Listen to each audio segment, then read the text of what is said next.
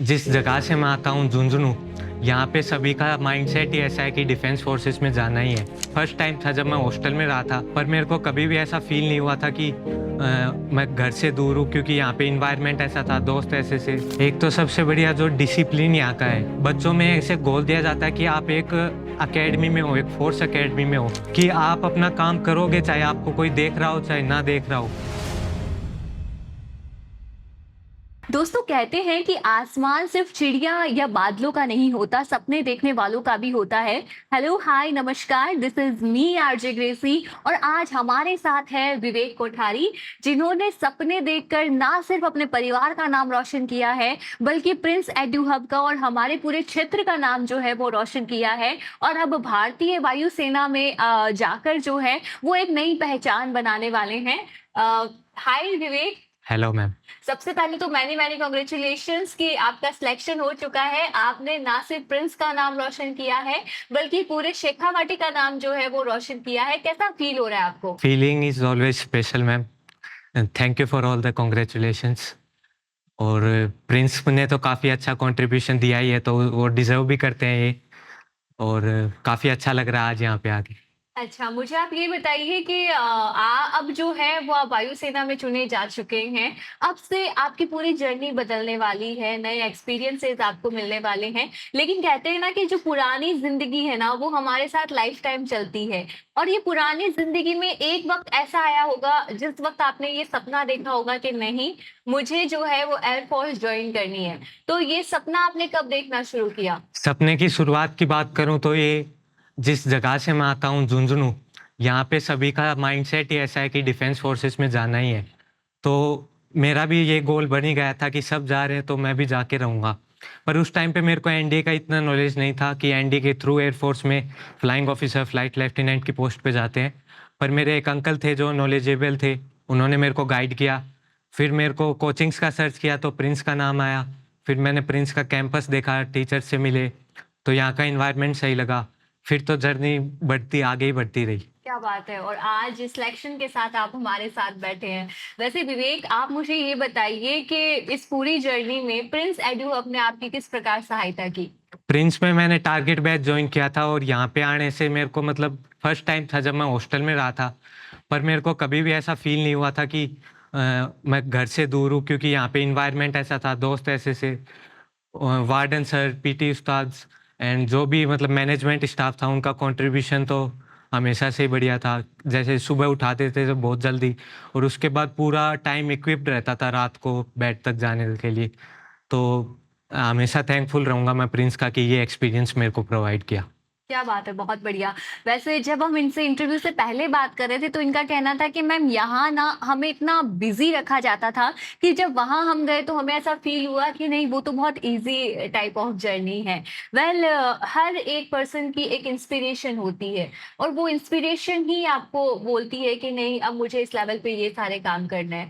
तो जैसा कि आपने बताया कि प्रिंस ने आपकी बहुत सारी सहायता की है, तो मेरा अब अगला सवाल आपसे ये होने वाला है कि इस पूरी जर्नी में आपकी इंस्पिरेशन कौन रहे? स्पेसिफिकली प्रिंस की बात करूँ तो प्रिंस में तो सबने अपना कंट्रीब्यूशन बढ़िया ही दिया मेरी जर्नी में। बट ब्रिगेडियर से थे जिन्होंने मेरे को पूरा बहुत ज़्यादा इफ़ेक्टिव पर्सनैलिटी लगे वो, क्योंकि वो फर्स्ट ऑफिसर थे जिनसे मैंने इंटरेक्ट किया। क्योंकि बाकी तो जैसे सूबेदार और एनसीओ रैंक के तो हमारे आस-पास भी है, पर कोई ऑफिसर नहीं था। तो उनका जो उनके जो बोलने की तरीका भी है, जो उनका नॉलेज है, जो उनका एक्सपीरियंस है, जितनी भी चीज़ें उन्होंने शेयर की, वो तो अनवैल्यूएबल है मेरे लिए, उनको कोई नापा नहीं जा सकता। क्या बात है, बहुत बढ़िया। वैसे बहुत सारी बातें हमने आपसे की है, बहुत अच्छा हम आपके बारे में जान भी रहे हैं। लेकिन एक चीज़ होती है ना जो आप लाइफ टाइम याद रखते हो कि नहीं, मैंने यहाँ से ये एक्सपीरियंसेस लिए हैं और मैं अब मेरी पूरी जर्नी में मैं कैरी फॉरवर्ड करने वाला हूँ। तो ऐसे कौन-सा एक्सपीरियंस है जो आप प्रिंस से सीख कर हमेशा उसे अपनी ज़िंदगी में रखना चाहोगे? एक तो सबसे बढ़िया जो डिसिप्लिन यहाँ का है, वो मेरे को काफ़ी इफ़ेक्टिव लगा, क्योंकि बच्चों में ऐसे गोल दिया जाता है कि आप एक अकेडमी में हो, एक फ़ोर्स अकेडमी में हो। तो यहाँ पे जो पीटी उस्ताद हैं, वो भी रिटायर्ड या तो सोल्जर्स हैं या फिर उन्होंने कभी ना कभी डिफेंस की तैयारी की होती है। तो उनका भी माइंडसेट ऐसा ही होता है कि बच्चों को मतलब ट्रेनिंग भी उसी हिसाब से देनी है, टीचर्स भी वैसे ही इफ़ेक्टिव हैं। और जो कुछ हैबिट्स है जो यहाँ पे आने के बाद मैंने अपनाई, जैसे रीडिंग हैबिट्स है, ब्रिगेडियर सर के कहने पे डायरी राइटिंग्स है, तो वो हमेशा लाइफ टाइम कैरी करना चाहूँगा मैं। क्या बात है! मतलब डिसिप्लिन अगर आपकी लाइफ में आ गया है ना, तो आपने आधे से ज़्यादा जंग जो है वो जीत ही ली होती है। और डिसिप्लिन अगर प्रिंस एडू हब के जैसा हो ना, तो फिर आप समझ लीजिए कि आपका फ्यूचर जो है ना, वो एक सही दिशा के अंदर जा रहा है। लेकिन अब हम बात करते हैं आपके एसएसबी सिलेक्शन को लेकर और आपकी उस 5 दिन की जर्नी को लेकर। तो वो कैसा एक्सपीरियंस था? आप कुछ शेयर करना चाहेंगे उसको? जर्नी तो काफ़ी बढ़िया थी, जैसे हम यहाँ से काफ़ी दूर था गुवाहाटी, पर कभी भी हम 3 दोस्त गए थे, अनफॉर्च्यूनेटली वो 2 नहीं हो पाए, पर वो I am damn sure that they will do in the next attempts.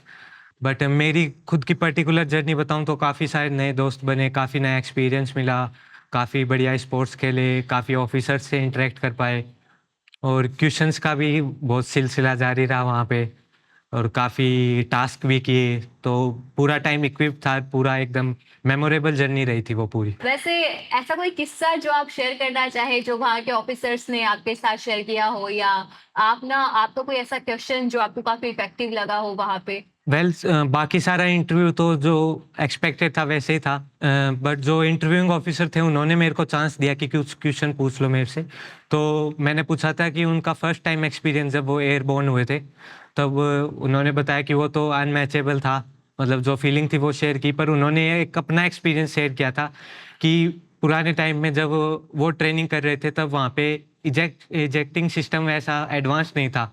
तो जब भी इमरजेंसी कंडीशंस होती थी तो उनको वो ऊपर से कॉकपिट का जो खोल के पूरा और विंग्स पे आके फिर उनको लैंड करना पड़ता था। तो वो उन्होंने बताया कि काफ़ी टेरिफिक एक्सपीरियंस रहता था वो। तो वो काफ़ी मज़ेदार था उनसे ये सुन के। मतलब ये आपके लिए अलग ही एक्सपीरियंस रहा होगा ना, कि वहाँ पे अलग-अलग ऑफिसर्स की जर्नी के बारे में आपने जाना होगा और वहाँ पे सीखा होगा कि जब आप 10 साल बाद वहाँ पे होंगे तो आप कैसा फ़ील करने वाले हैं, कैसे आपकी जर्नी होने वाली है। तो आई कैन से दैट कि ये अनफॉरगेटेबल एक्सपीरियंस आपके लिए श्योर रहा है। है।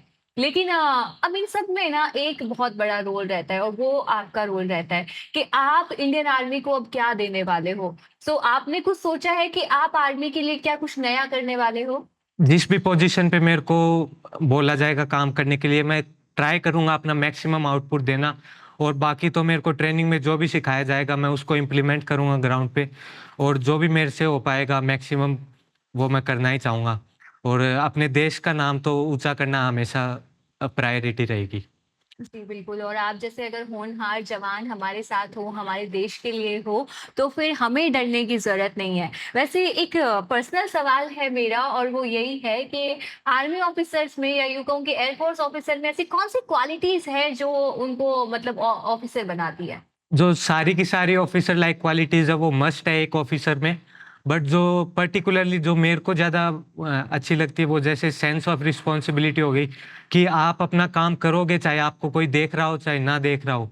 तो वो काफ़ी बढ़िया है और पर्टिकुलरली एयरफोर्स में जैसे स्पीड ऑफ डिसीजन का काफ़ी मेजर रोल रहता है कि आपको क्विक डिसीजन और राइट डिसीजन और एट अ राइट पॉइंट लेने पड़ते हैं तभी आपका इफेक्टिव रिजल्ट्स आ पाते हैं।